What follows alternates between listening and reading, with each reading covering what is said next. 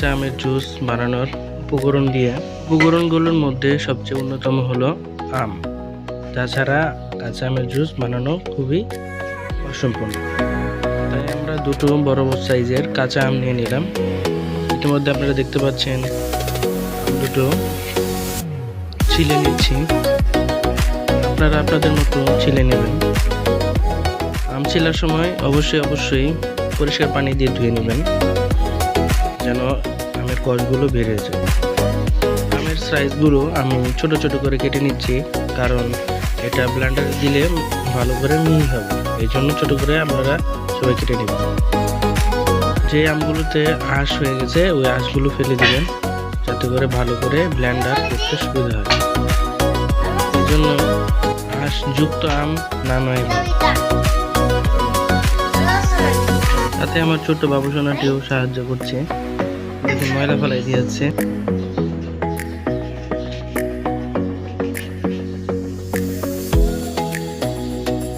আমার সুবিধার্থে আমি আমগুলো আগে ফালি ফালি করে তারপরে স্লাইস করে নিচ্ছি ছোট ছোট করে। আপনাদের সুবিধার্থে আপনারা চাকু ব্যবহার। আমার স্লাইস করার কাজ শেষ। এরকম করে ছোট ছোট করে কেটে নেবেন।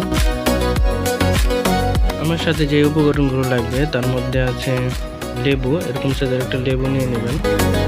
সাথে নেবেন কাঁচামরিচ, স্বাদ মতো কাঁচামরিচ। আমি 5টা কাঁচামরিচ নিয়ে নিয়েছি।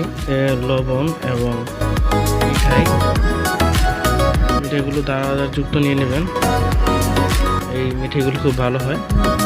সাথে আছে লেবুর রস, 1 কাপ পরিমাণ ওটা লেবুর রস। এগুলো ফালি ফালি যেন ব্লেন্ডারে ভালো করে মিক্সিং হয়। সাথে নেবেন ধনিয়া পাতা এবং লেবু স্লাইস। এগুলো উপকরণ ব্লেন্ডারে দিয়ে নিচ্ছি। প্রথমে দিয়ে নিলাম আমের ফালিগুলো,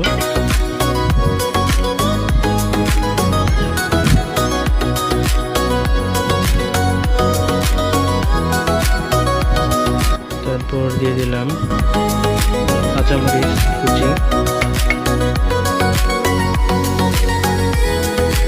তারপর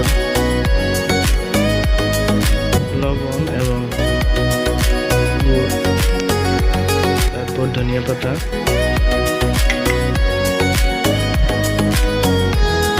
লেবুর রস। সবগুলো উপকরণ দেওয়ার পর আমরা এটাকে মিক্সিং করে নিব। মিক্সিং করার পর তৈরি হয়ে গেল সুস্বাদু আমের জুস। ভিডিওটি ভালো লাগে শেয়ার